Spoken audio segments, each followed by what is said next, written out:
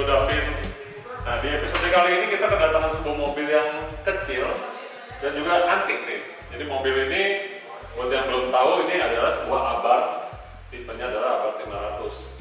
Nah, sebenarnya mobil ini base-nya itu adalah sebuah Fiat. Nah, kalau yang Fiat mungkin pada tahu deh ya, Fiat 500. Jadi base-nya ini sebenarnya sama persis. Cuman perusahaan Abarth ini membeli mobilnya ke Fiat dan mereka bikin jadi sebuah mobil yang sport car. Sedangkan kalau di Fiat itu sendiri mobilnya lebih ke arah mobil harian, mobil yang biasa dipakai di jalan. Nah, kalau yang tipe ini adalah tipe kompetisinya. Nah, di keluarganya Abarth 500 ini sendiri, ini adalah varian yang bawah ini. Karena di atasnya dia ada tipe 595, 695 lagi, yang tributo Ferrari. Nah, itu adalah sebuah Abarth yang dituning sama Ferrari. Udah diganti knalpot lain segala macam. Cuman tipe yang bawah ini sendiri merupakan sebuah base yang sama, sehingga kalau kita tuning segala macam ini potensi gede banget. Jadi mobil ini sendiri adalah mobil 1400 cc turbo, ya, jadi kecil-kecil gini turbo. Cuman power standarnya itu hanya sekitar 140 HP. Nah, kali ini customer kita ini mobil dia yang kedua. Sebelumnya dia pernah masukin ke kita itu Suzuki Jimny ya. Nah, tapi dia baru dapet nih mobil main gini, dan akhirnya langsung dia minta dimodifikasi stage 2. Nah, yang udah dipasang di mobil ini ada downpipe dan juga muffler dari Magneti. Dia dapat barang bekas dari yang waktu dia beli mobil ini, dia bayarin semuanya, dan akhirnya kita pasangin semua nih dari downpipe sampai ke belakang. Terus kita juga ada sedikit modifikasi di filter udara, diganti dengan Shimoda replacement filter. Dan juga mobilnya kita cek ulang semuanya dari busi segala macam, sehingga begitu dia udah prima baru kita naikin ke dyno. Nah, suaranya kayak gimana dan hasil gimana, jangan kemana-mana guys, ikuti terus video ini.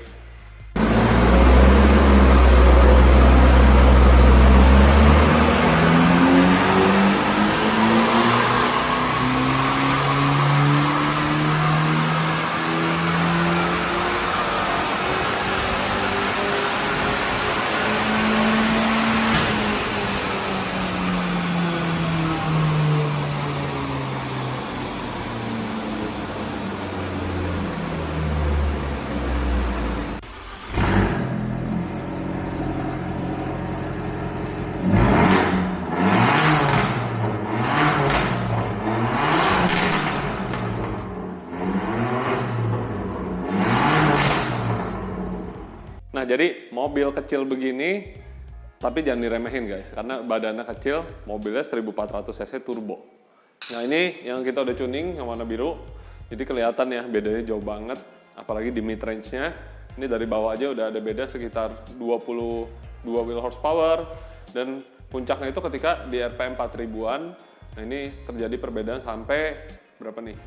50 horsepower ya, kurang lebih 50 horsepower on wheel, sorry. Dan peaknya ini yang tadinya 96,7 kita mencapai tadi itu sampai 125,8 di RPM yang jauh lebih awal gitu.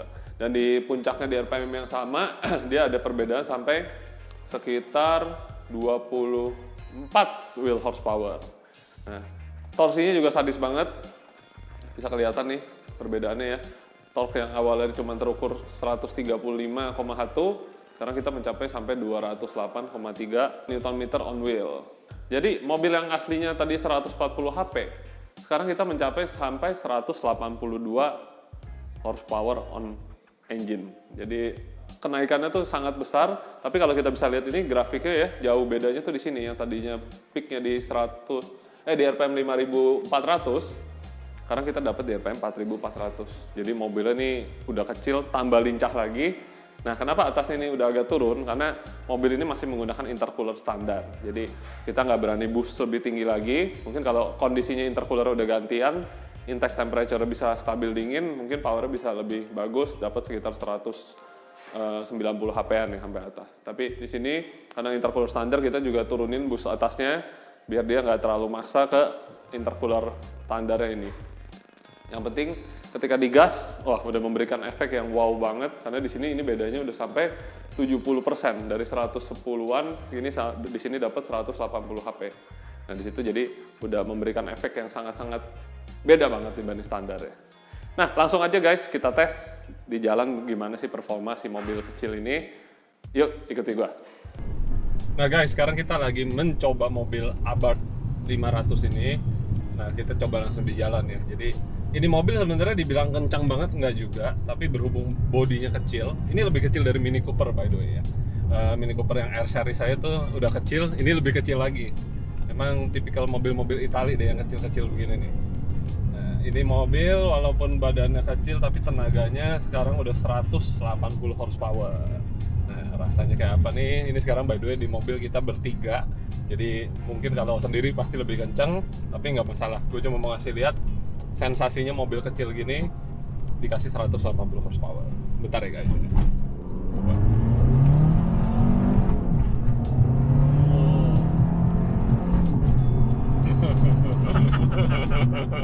Kocak ya.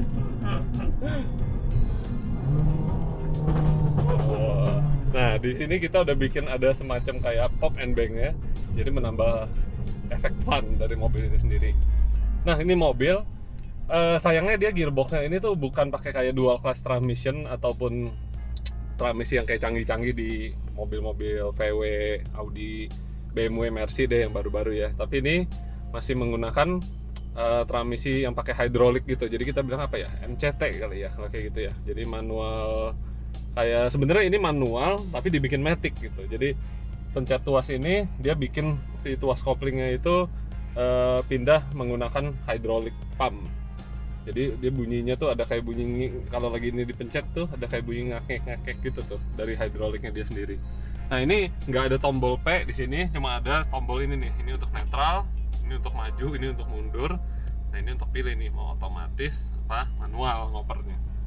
Nah, berhubung kita ngetes kita menggunakan yang mode manual, dan di sini ada tombol sport juga nih. Jadi ketika kita mencet tombol sport, dia kasih tahu kita ada di mode sport. Ini nih tulisannya. Sport. Nah, ini juga menjadi sebagai boost meter. Jadi untuk ngebaca boost turbonya nggak usah tambah lagi ghost tambahan, udah ada dari bawahnya. Nah guys, jadi mobil Abarth 500 ini nih, saking dia kecilnya ya, ternyata beratnya cuma 1100 kilo alias 1,1 ton. Nah, ini kita bertiga nih, kurang lebihnya kita bertiga aja ini udah menambah sekitar 15% dari berat mobilnya ini sendiri. Jadi kalau mobilnya lagi disetir sendiri, nah itu pasti asik banget karena bener-bener berasa entengnya ya. Karena mobil kecil begini, kalau diisi berempat, berlima begitu ya jadi nggak asik lagi, berat gitu kan. Abis ini kita ada ketemu jalan kosong, gue mau tes dari gigi hard to start.